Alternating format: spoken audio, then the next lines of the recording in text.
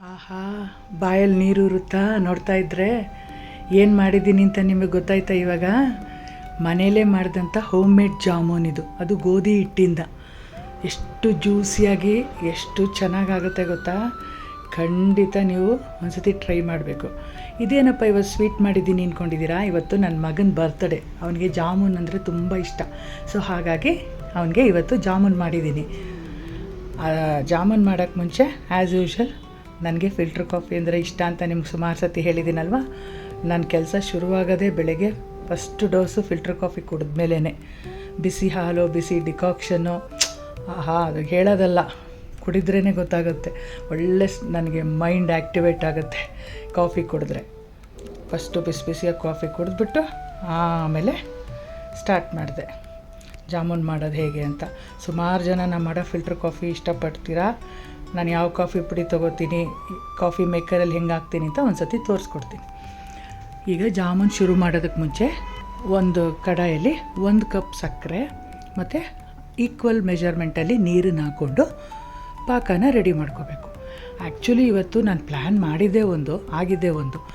ನಾನು ಡ್ರೈ ಜಾಮೂನ್ ಮಾಡೋಣ ಅಂತ ಅಂದ್ಕೊಂಡೆ. ನೋಡಿದ್ರೆ ಕೊನೆಯಲ್ಲಿ ನನ್ನ ಮಗ ಬಂದ್ಬಿಟ್ಟು ಮಾಮೂಲಿ ಜಾಮೂನು ಸಿರಪ್ ಜೊತೆಗಿರುತ್ತಲ್ಲ ಜಾಸ್ತಿ, ಅದೇ ಮಾಡಮ್ಮ ಅಂದ. ಸೊ ಪ್ಲ್ಯಾನ್ ಚೇಂಜ್ ಮಾಡಿದೆ. ನಾನು 1 ಕಪ್ ಸಕ್ಕರೆ ಮೊದಲಿಟ್ಟಿದ್ದೀನಲ್ವಾ, ಆಮೇಲೆ ಇನ್ನೊಂದು ಕಪ್ ಸಕ್ಕರೆ ಮಾಡಿ ಪಾಕ ಮಾಡಿ ಹಾಕಿದೆ. ಈಗ ಜಾಮೂನ್ ಮಿಶ್ರಣಕ್ಕೆ ಏನು ಮಾಡಬೇಕು ಅಂದರೆ, ಒಂದು ಬೇಸನಲ್ಲಿ 1 ಕಪ್ ಗೋಧಿ ಹಿಟ್ಟು, ಅರ್ಧ ಕಪ್ಪಷ್ಟು ಮಿಲ್ಕ್ ಪೌಡರು ಮತ್ತು 1 ಟೀ ಸ್ಪೂನ್ ತುಪ್ಪ, ಒಂದು ಅರ್ಧ ಟೀ ಸ್ಪೂನಷ್ಟು ಅಡುಗೆ ಸೋಡಾ ಹಾಕ್ಬಿಟ್ಟು ತಣ್ಣಗಿರೋ ಹಾಲಲ್ಲಿ ಅಂದರೆ ಕೋಲ್ಡ್ ಮಿಲ್ಕಲ್ಲಿ ಕಲಿಸ್ಕೋಬೇಕು ಹಿಟ್ಟನ್ನು. ತುಂಬ ಒಟ್ಟಿಗೆ ನೀರು ಅಥವಾ ಹಾಲು ಹಾಕ್ಕೊಂಡು ಕಲಿಸ್ಕೊಳ್ಬಾರ್ದು. ಸ್ವಲ್ಪ ಹಾಕ್ಕೊಂಡು ಕಲಿಸ್ಕೋಬೇಕು ಗಟ್ಟಿಯಾಗಿ ಹಿಟ್ಟನ್ನು. ಲಾಸ್ಟಲ್ಲಿ ಕೈಗೆ ಅಂಟದೇ ಇರೋಕ್ಕೆ 1 ಟೀ ಸ್ಪೂನ್ ಆಯಿಲ್ ಹಾಕಿ ಚೆನ್ನಾಗಿ ಮಿಕ್ಸ್ ಮಾಡಿ ಇಟ್ಕೋಬೇಕು. ಇದನ್ನೇನು ನೆನೆಸೋದು, ರೆಸ್ಟಲ್ಲಿಡೋದು ಅದೆಲ್ಲ ಏನು ಬೇಡ, ಡೈರೆಕ್ಟಾಗೆ ಮಾಡ್ಕೋಬೋದು. ನೋಡಿ, ನಾವು ಹಿಟ್ಟು ಕಲಿಸೋಷ್ಟೊತ್ತಲ್ಲಿ ಇಲ್ಲಿ ಪಾಕ ಕೂಡ ರೆಡಿಯಾಗಿದೆ. ಪಾಕ ಹೆಂಗಿರಬೇಕು ಅಂದರೆ, ಕೈಗೆ 2 ಬೆರಳಲ್ಲಿ ಸ್ಟಿಕ್ ಆದರೆ ಸಾಕು. ಅದಕ್ಕೇನು 1 ಎಳೆ ಪಾಕ 2 ಎಳೆ ಪಾಕ ಅಂತ ಏನೂ ಬೇಡ. ಕೈಗೆ ಒಂಥರ ಈ ಹನಿ ಬರುತ್ತೆ ನೋಡಿ, ಜೇನುತುಪ್ಪ, ಆ ಥರ ಆದರೆ ಸಾಕು. ಅಂಟಿದ್ರೆ ಬೆಸ್ಟಾಗಿರುತ್ತೆ. ಮತ್ತು ನಾನಿಲ್ಲಿ ಕೇಸರಿ ದಳ ಸ್ವಲ್ಪ, ಏಲಕ್ಕಿ ಪುಡಿ ಸ್ವಲ್ಪ ಹಾಕಿದ್ದೀನಿ. ನೀವು ಬೇಕಂದರೆ ಕಲರ್ ಕೂಡ ಸೇರಿಸ್ಕೋಬೋದು. ನಾನೇನು ಕಲರೆಲ್ಲ ಹಾಕ್ತಾಯಿಲ್ಲ. ಆಮೇಲೆ ಪಾಕ ರೆಡಿಯಾಗಿದೆ, ಈ ಕಡೆ ಹಿಟ್ಟು ರೆಡಿಯಾಗಿದೆ. ಎಣ್ಣೆ ಕಾಯ್ಲಿಕ್ಕೆ ಇಟ್ಬಿಟ್ಟು ಈಗ ನಾನು ಜಾಮೂನ್ ಉಂಡೆಗಳನ್ನ ಮಾಡ್ಕೊಳ್ತಾ ಇದ್ದೀನಿ. ನಾನಿಲ್ಲಿ ಇವತ್ತು ಓವಲ್ ಶೇಪ್ ಮಾಡ್ತಾಯಿದ್ದೀನಿ. ನಿಮಗೆ ಬೇಕಿದ್ರೆ ರೌಂಡ್ ಶೇಪ್, ಮಾಮೂಲಿ ಗುಲಾಬ್ ಜಾಮೂನ್ ರೌಂಡ್ ಬರುತ್ತಲ್ಲ, ಅದನ್ನು ಮಾಡ್ಕೋಬೋದು. ಬಟ್ ನನಗೆ ಈ ಥರ ಮಾಡೋದು ಇಷ್ಟ ಆಗುತ್ತೆ. ಸೊ ಹಾಗಾಗಿ ಈ ಥರ ಮಾಡ್ತಾಯಿದ್ದೀನಿ. ಇಲ್ಲಿ ನಾನು ಕಲಸಿರೋ 1 ಕಪ್ಪು ಗೋಧಿ ಹಿಟ್ಟು, ಅರ್ಧ ಕಪ್ಪು ಮಿಲ್ಕ್ ಪೌಡ್ರಿಗೆ 25 ಜಾಮೂನ್ ಬಂದಿದೆ. ಅದೇ ಅಂಗಡೀಲಿ ತೊಗೊಂಡು ಮಾಡಿದ್ರೆ ಎಷ್ಟೊಂದು ಕಾಸ್ಟ್ಲಿ ಆಗುತ್ತೆ. ಇದೆಷ್ಟು ಸುಲಭವಾಗಿ ಎಷ್ಟು ಚೆನ್ನಾಗಿ ಬರುತ್ತೆ ಗೊತ್ತಾ. ಮತ್ತು ತೀರಾ ಸಣ್ಣ ಊರಿನೂ ಅಲ್ಲ, ತುಂಬ ದೊಡ್ಡ ಊರಿನೂ ಅಲ್ಲ, ಮೀಡಿಯಮ್ ಊರಿಲಿ ಇದನ್ನು ಬೇಯಿಸ್ಕೋಬೇಕು. ನೋಡಿ ಎಷ್ಟು ಚೆನ್ನಾಗಾಗಿದೆ. ಕಂದು ಬಣ್ಣ ಬರೋವರೆಗೂ ಇದನ್ನು ನಿಧಾನಕ್ಕೆ ಪೇಷನ್ಸಲ್ಲಿ ಬೇಯಿಸ್ಕೋಬೇಕು. ಹಾಕಿದ ತಕ್ಷಣ ನೀವು ತಿರುಗಕ್ಕೆ ಹೋಗಬೇಡಿ. ಸ್ವಲ್ಪ ಬ್ರೌನ್ ಬಂದಮೇಲೆ ಚೆನ್ನಾಗಿ ತಿರುಗಿಸ್ಬಿಟ್ಟು ಆಮೇಲೆ ಮಾಡ್ಕೋಬೇಕು.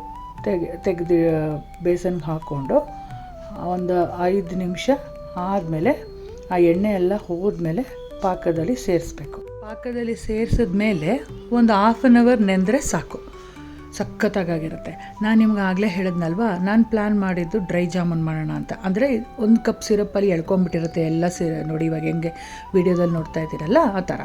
ಆಮೇಲೆ ಅದನ್ನು ತೆಗೆದ್ಬಿಟ್ಟು ಕೊಬ್ಬರಿಲಿ ಉರುಳಿಸ್ಬಿಟ್ಟು ಮೇಲೆ ಕೊಬ್ಬರಿ ಎಲ್ಲ ಅಂಟ್ಕೊಳ್ಳುತ್ತೆ. ತುಂಬ ಚೆನ್ನಾಗಾಗುತ್ತೆ ಡ್ರೈ ಜಾಮೂನು. ನಾನು ಆವಾಗಲೇ ಹೇಳ್ದಂಗೆ ನನ್ನ ಮಗ ಚೇಂಜ್ ಮಾಡಿಬಿಟ್ಟ ಪ್ಲ್ಯಾನು, ಅಮ್ಮ ಸಿರಪ್ ಒಂದಕ್ಕೆ ಬೇಕಮ್ಮ ಅಂತ. ಸೊ ಮತ್ತೆ ನಾನು 1 ಕಪ್ ಸಕ್ಕರೆ ಇಟ್ಟು ಪಾಕ ಮಾಡಿ ಹಾಕಿದೆ. ಸೊ ಸೂಪರಾಗಿ ಜ್ಯೂಸಿಯಾದ ಜಾಮೂನ್ ರೆಡಿ. ನೋಡಿ, ಕಾಣಿಸ್ತಾ ಇದೆಯಾ ಎಷ್ಟು ಚೆನ್ನಾಗಾಗಿದೆ ಅಂತ. ನಾನು ನಿಮಗೆ ಬೇಕಾದ್ರೆ ಕಟ್ ಮಾಡಿ ತೋರಿಸ್ತೀನಿ ನೋಡಿ, ಎಷ್ಟು ಚೆನ್ನಾಗಾಗಿದೆ ಗೊತ್ತಾ. ಒಳಗಡೆನೂ ಸಾಫ್ಟಾಗಿ ಜ್ಯೂಸಿಯಾಗಿ, ಹೇಳೋದಲ್ಲ, ನೀವು ಖಂಡಿತ ಒಂದು ಸತಿ ಟ್ರೈ ಮಾಡಿ. ಮನೇಲಿ ಗೋಧಿ ಹಿಟ್ಟು ಇದ್ದೇ ಇರುತ್ತೆ, ಸಕ್ಕರೆ ಇದ್ದೇ ಇರುತ್ತೆ. ಸುಲಭವಾಗಿ ಯಾವಾಗ ನೆನೆಸ್ತೀರೋ ಆವಾಗ ಜಾಮೂನ್ ಮಾಡ್ಬೋದು. ನೀವು ಫ್ರಿಜ್ಜಲ್ಲಿ ಇಟ್ಕೊಂಡು 1 ವಾರ 10 ದಿವಸ ಇಟ್ಕೊಬೋದು, ಅಷ್ಟು ಚೆನ್ನಾಗಾಗಿರುತ್ತೆ. ನೋಡಿದ್ರಲ್ಲ ಒಳಗಡೆನೂ ಎಷ್ಟು ಚೆನ್ನಾಗಿ ಬಂದಿದೆ ನೋಡಿ, ಜ್ಯೂಸಿ ನೋಡಿ ಹೆಂಗೆ ಅಬ್ಸರ್ವ್ ಮಾಡ್ಕೊಂಡಿರುತ್ತೆ ಪಾಕನ. ಸಖತ್ತಾಗುತ್ತೆ ಫ್ರೆಂಡ್ಸ್. ಖಂಡಿತ ಟ್ರೈ ಮಾಡಿಬಿಟ್ಟು ಹೇಗೆ ಬಂತು ನೀವು ಮಾಡಿರೋದು ಅಂತ ನನಗೆ ಕಮೆಂಟ್ಸಲ್ಲಿ ಹೇಳಿ. ವೀಣಾ ಲಕ್ಷ್ಮೀನಾರಾಯಣ್ ಪೇಜನ್ನು ಫೇಸ್ಬುಕ್ಕಲ್ಲಿ, ಇನ್ಸ್ಟಾಗ್ರಾಮಲ್ಲಿ ಖಂಡಿತ ಫಾಲೋ ಮಾಡಿಕೊಂಡು ನಿಮ್ಮ ಕಮೆಂಟ್ಸ್ನ ನನಗೆ ಅಲ್ಲಿ ತಿಳಿಸಿ. ಯೂಟ್ಯೂಬಲ್ಲಿ ನೋಡೋಂಗಿದ್ರೆ ಅಮುದನ್ ಮುಕ್ತಿಮ್ ಚಾನಲ್ಗೆ ಸಬ್ಸ್ಕ್ರೈಬ್ ಮಾಡ್ಕೊಳ್ಳಿ. ಓಕೆ, ಬಾಯ್.